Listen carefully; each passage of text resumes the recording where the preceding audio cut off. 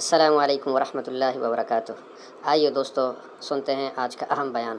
وہ اللہ اس وقت نبی کے ہاتھ میں ایک ایٹم بم دے دیتا، دیکھو یہ جو تم طاقت کے اوپر اتنی ناز کر رہے ہو، اکڑ رہے ہو، مت اکڑو، میرے پاس اس سے بڑی طاقت ہے، ایک بم ڈال دیتے، ہاں بس ڈر گئے۔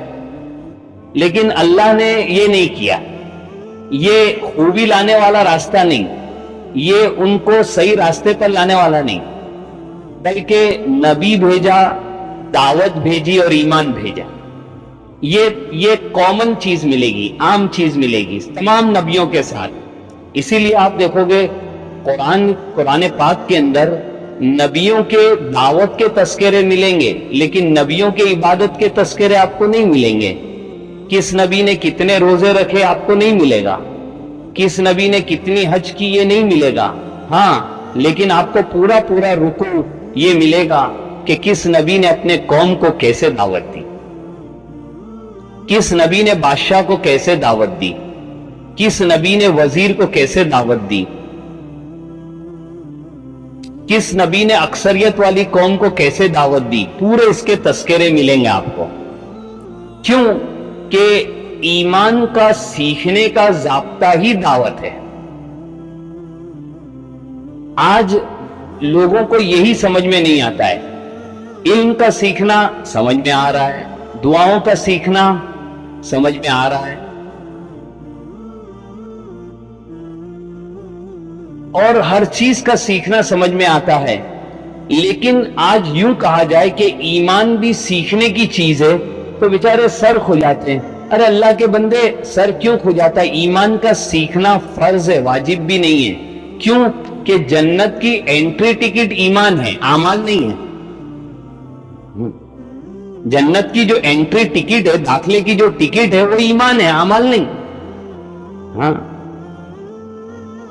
ایمان ایک بہت بڑی پونجی ہے۔ اللہ نے ہم کو یہ جو ایمان دیا یہ بن مانگے دیا۔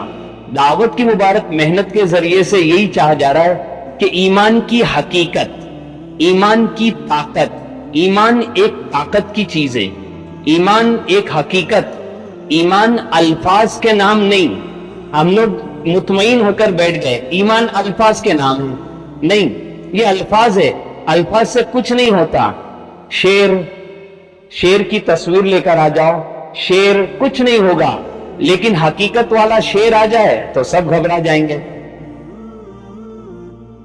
کلمہ آج الفاظ کی شکل میں رہ چکا ہماری زندگی میں۔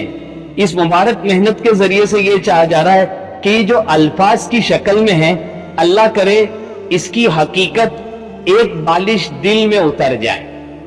ہاں یہ جیسے آج یہ کلمہ جو زبان پر ہے، اللہ کرے اس کی حقیقت دل میں اتر جائے، ایک بالش کا فاصلہ ہے۔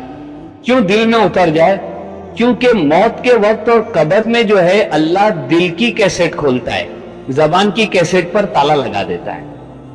پوپٹ ہے نا، پوپٹ، آپ اس کو پنجرے میں بند کر دو اور اس کو سب سکھاؤ، ٹاٹا، چاچا، ماما، وہ سب بولے گا۔ ایک دن پنجرے کا دروازہ کھلا، اور وہ دروازہ جیسے ہی کھلا تو پوپٹ باہر نکلا، تو بلی بیٹھی ہوئی تھی، تو بلی نے اس کے گلے پر ہاتھ رکھ دیا، تو بیچارہ ٹیں ٹیں کرنے لگا۔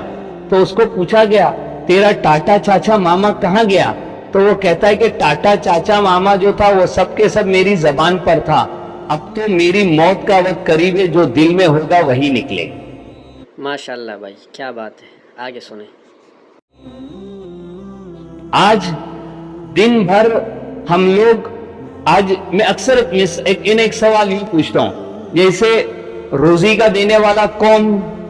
تو بچہ بھی کہے گا، بڑا، دیہاتی، بے پڑھا، سب بولیں گے اللہ۔ ہاں سب، کوئی اس کے علاوہ کوئی دوسرا لفظ بولے گا ہی نہیں۔ لیکن ہم یوں کہیں گے دیکھو بھائی اس میں بھی گڑبڑ ہے۔ آپ بولو گے کیسے؟ ہم کہیں گے زبان پر تو اللہ ہے لیکن دل میں جو ہے وہ گلہ ہے۔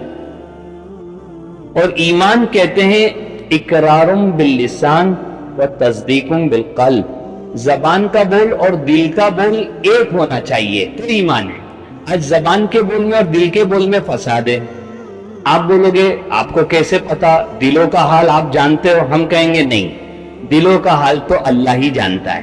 لیکن کچھ نشانیاں ایسی ہے کہ اس نشانیوں سے پتا چلتا ہے کہ دل میں کچھ اور زبان پر. مثال کے طور پر یہ بیچارے فٹ پاتھ کے اوپر جو پتھارے لگتے ہیں بیچنے کے لیے, یہ بیچارے چلاتے رہتے ہیں 5-5 روپیہ 5-5 روپیہ لیلام, اٹھاؤ 5-5 روپیہ. یہ بیچارے 8-10 گھنٹے بیچارے چلاتے رہتے ہیں. ہم نے خود دیکھا کہ جب یہ بیچارے رات میں سوتے ہیں تو نیند میں بھی 5-5 روپیہ ہی بولتے ہیں. حدیث میں آتا ہے جس کا خلاصہ اور مفہوم ہے, یہ نیند موت کی چھوٹی بہن ہے. ایک آدمی 8 گھنٹے 10 گھنٹے جس چیز پر محنت کرتا ہے, نیند میں بھی وہی چیز نکلتی ہے. ایک آدمی 60-70 سال تک جس چیز پر محنت کیا ہوگا, موت کے وقت اور قبر میں بھی وہی چیز نکلے گی. اور آج تو ہم فخر کے ساتھ کہتے ہیں, تو یہ ہم سے یہ پوچھتا ہے آپ کیا کرتے ہو؟ الحمدللہ I am the director of so and so. بس اب 1 سال ریٹائرمنٹ کو باقی ہے. ٹھیک ہے, اب وہ انسان جو یوں کہتا ہے صرف یہ سوچے کہ 35 سال تو نے اللہ پر محنت کی یا گلے پر محنت کی. 24 گھنٹے کے اندر آج ہمارا اللہ پر محنت ہو رہی ہے یا گلے پر؟ سوچو, بتاؤ. موت کے وقت اور قبر میں جانے کے بعد پہلے ہی سوال اس کا ہی تعلق ہوگا, من ربو کا, بتاؤ تمہارا رب کون, پالنہار کون, تمہارے ضرورتوں کا پورا کرنے والا کون. اگر ہم نے دل میں اللہ کو بٹھا کر گئے ہوں گے تو رب بھی اللہ نکلے گا, اور اگر نعوذ باللہ اللہ بچائے اگر اللہ پر محنت نہیں کی ہوگی تو کہیں رب بھی گلہ نہ نکل. علم کی باتیں سننے کے لیے چینل سبسکرائب کریں.